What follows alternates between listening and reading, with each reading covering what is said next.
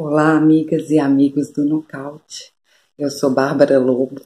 Eu tô de volta e essa semana trazendo à baila mais um dos absurdos, né? Já desse início de ano legislativo. Nós vamos conversar hoje sobre as questões de gênero e o ataque neopentecostal. Bom, o que eu tenho para falar para vocês?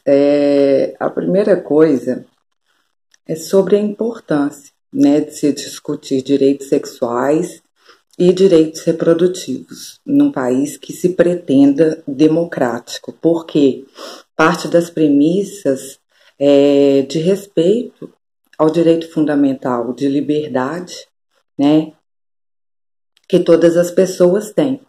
Mas, historicamente, esses direitos vêm sendo retirados das mulheres. A gente teve aí como uma grande fonte de independência e de emancipação feminina a invenção e a difusão dos métodos contraceptivos, né? Sobretudo das pílulas anticoncepcionais, por mais que hoje haja diversas controvérsias que envolvam a utilização das pílulas, como a proibição de determinados medicamentos em outros países e a liberação desses medicamentos no Brasil, isso propiciou uma autonomia das mulheres no que tange à vida reprodutiva e à vida sexual. Bom, entretanto, isso não foi reconhecido de forma tão extensa, tanto que em diversos países, né, como o Brasil, o aborto continua a ser um crime. No nosso país, o aborto é crime previsto nos artigos, entre os artigos 124 e 128 do Código Penal. No artigo 124 tem a previsão de punição de quem pratica o aborto em si mesma, né, ou recorrendo a terceiros, a pena de 1 a 3 anos de reclusão. Então, o aborto é proibido no Brasil. Entretanto, apesar de ser proibido, o aborto não deixa de ser praticado, né? Nós temos dados do Conselho Federal de Enfermagem que informam que são realizados 1 milhão de abortos por ano no Brasil. Então, são abortos voluntários, né, realizados pelas mulheres. Só que, como esses abortos são realizados em lugares ilegais ou de forma ilegal, sozinha, dessas mulheres que realizam aborto, segundo dados do próprio COFEM, 250 mil são hospitalizadas. Dessas 250 mil, 15 mil têm situações complicadas em virtude do procedimento clandestino de aborto. Bom, na contramão, né, na verdade, numa postura mais progressista, nós já temos países que legalizaram a prática de interrupção voluntária da gravidez, né? A gente tem aí perto do Brasil o Uruguai, que legalizou no governo do Pepe Mujica em 2011, e a gente tem aqui Portugal, que legalizou a prática a partir de 2007. No Uruguai, as mortes em virtude de abortos reduziram praticamente a zero. Foram registradas somente 3 mortes em função de aborto, em decorrência da prática de aborto, mesmo assim porque não foram realizados na rede pública de saúde. Então, essas mortes ocorreram em virtude da prática de abortos, entre aspas, clandestinos.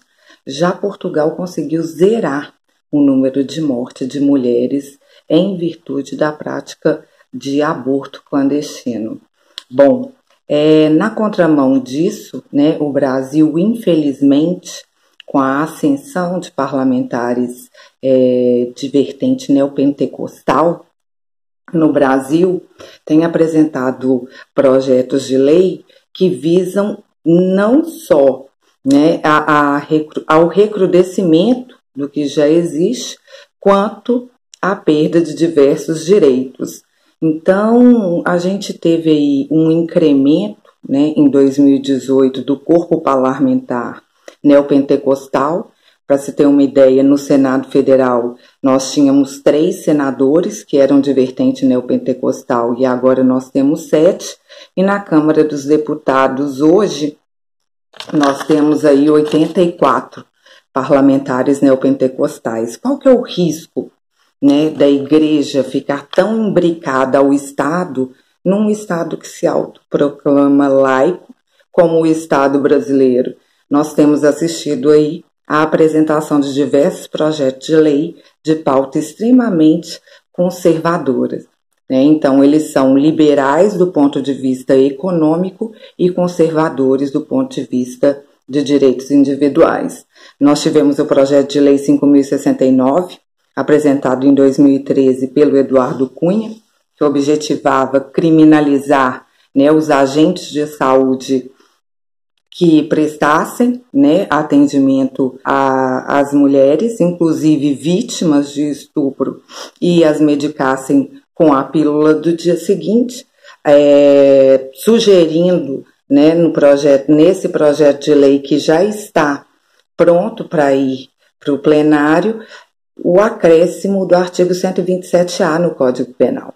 Agora a gente teve essa semana, né, apresentado o projeto de lei 461 de 2019, ele foi apresentado pelo deputado Márcio Labre, eleito no Rio de Janeiro, né? Ele é um conservador, ele mantém canais em redes sociais, nos quais dá para a gente perceber as ideias dele, e bem como o flerte constante que ele mantém com militares. Mas o conteúdo desse projeto é bem estranho, porque na exposição de motivos tem uma situação bizarra, mas esse projeto de lei objetivava proibir o comércio de contraceptivos, DIU, mini-pílula, implante subcutâneo, que é injeção, e segundo a letra da lei, qualquer substância que provoque a morte do ser humano já concebido ao longo de toda a sua gestação, sobretudo antes da implantação do endométrio. Bom, e aí as penalidades previstas nesse projeto de lei era a destruição do material, né, dos contraceptivos, e a imposição de multas a empresas que comercializassem, fizessem propaganda desse material.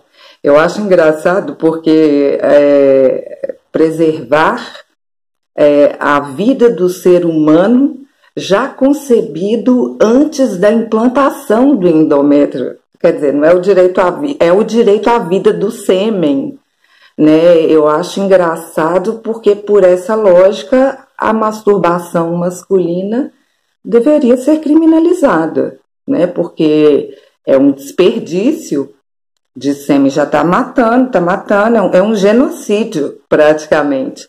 E na exposição de motivos, a Vossa Excelência, qual que é o nome? Márcio Labre, ele coloca num parágrafo uma exposição de motivos muito condizente com a separação entre igreja e Estado, que a Constituição da República, né, dispõe, escrevendo assim conto, porém, primeiramente com a proteção de Deus, para ter aprovado aí esse projeto de lei.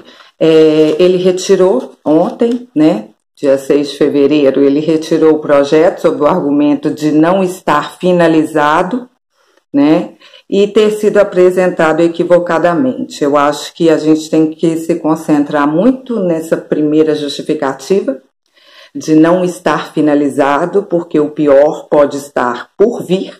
Eu acho, se eu fosse os homens, eu estaria com medo, porque, né, já que preserva o direito à vida do sêmen, pode ser que haja um acréscimo aí para proibição, né, da masturbação masculina, eu acredito.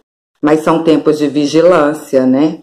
Nós brecamos o caminho de conquista de direitos para a defesa do pouco que já nos era garantido. Esses homens conservadores estão dispostos a dividir o cuidado da casa e dos filhos com as mulheres na mesma proporção? Pois fica o aviso: se a lei passar, nós vamos cobrar a divisão igualitária do cuidado doméstico e do cuidado com as crianças. Vamos aumentar a prole. Muito obrigada. Vejo vocês na semana que vem. Tchau, tchau.